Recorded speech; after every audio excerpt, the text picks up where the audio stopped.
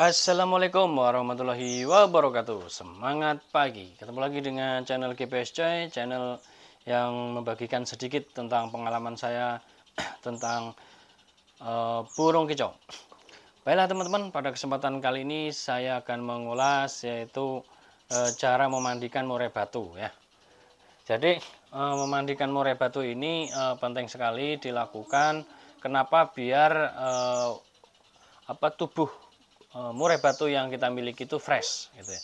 Nah, terus kalau kondisi dingin begini gimana kan gitu ya. Nah, yang mengetahui kondisi tubuhnya itu kan murai batu tersebut ya, murai batu yang kita miliki ya, teman-teman. Jadi apa yang harus kita lakukan yaitu pertama, ya, kita harus bisa memahami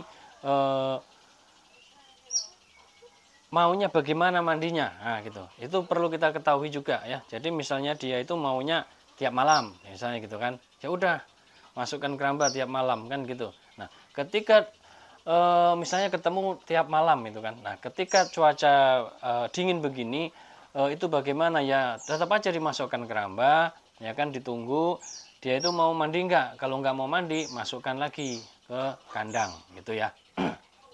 Jadi itu.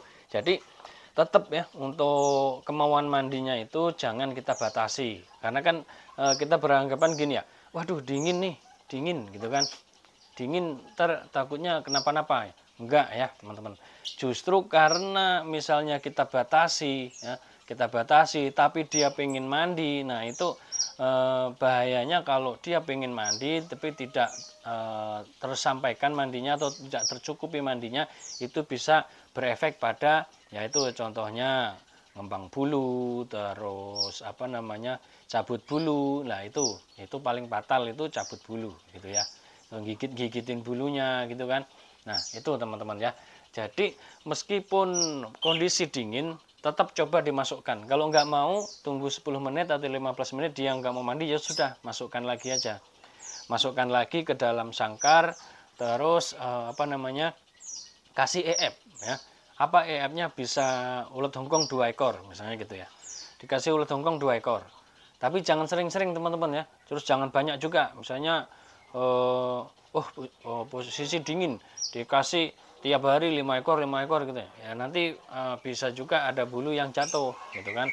Apalagi mandinya juga tidak tercukupi atau dibatasi oleh teman-teman. Nah itu juga kurang bagus gitu ya. Jadi bisa bulunya rontok kalau kebanyakan dikasih ulat hongkong. Nah gitu teman-teman ya. Jadi memandikan ini yang bagus itu usahakan mandi keramba ya teman-teman. Kalau nggak mau mandi keramba gimana apa saya semprot? Nah sebaiknya ya, kalau kondisi dingin begini jangan disemprot ya teman-teman. Karena gini, kita tidak tahu dia itu posisinya mau mandi apa enggak. Nah kalau kita paksa disemprot, ya itu kan pas posisi dia nggak mau mandi, malas ibaratnya gitu kan. Nah karena posisi suhu tubuh dia itu dingin, terus disemprot, nah itu bisa kurang bagus buat kesehatan burung yang kita miliki. Nah gitu ya, murai batu yang kita miliki gitu ya teman-teman. Jadi teman-teman harus bisa memahami ini gitu ya. Ya sediain aja cepuk ya, cepuk taruh di kandang ya. Cepuk minum sekaligus mandi. Nah kalau dia mau mandi ya biarkan saja gitu kan. Kalau dia tidak mau mandi keramba, tidak terbiasa mandi keramba, tapi sebaiknya teman-teman ya, ini saran saya, sebaiknya murai batu itu mandikan di keramba.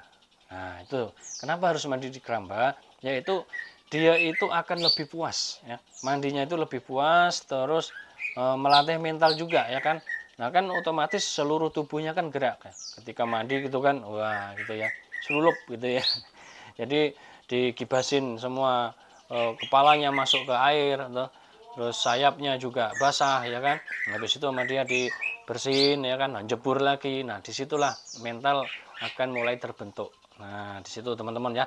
Jadi itu kelebihannya kalau mandi keramba. Kalau mandi cepuk bagaimana ya kalau mandi cepuk misalnya nih 2 kali jebur aja airnya habis, padahal dia pengen jeburnya 4 kali misalnya gitu.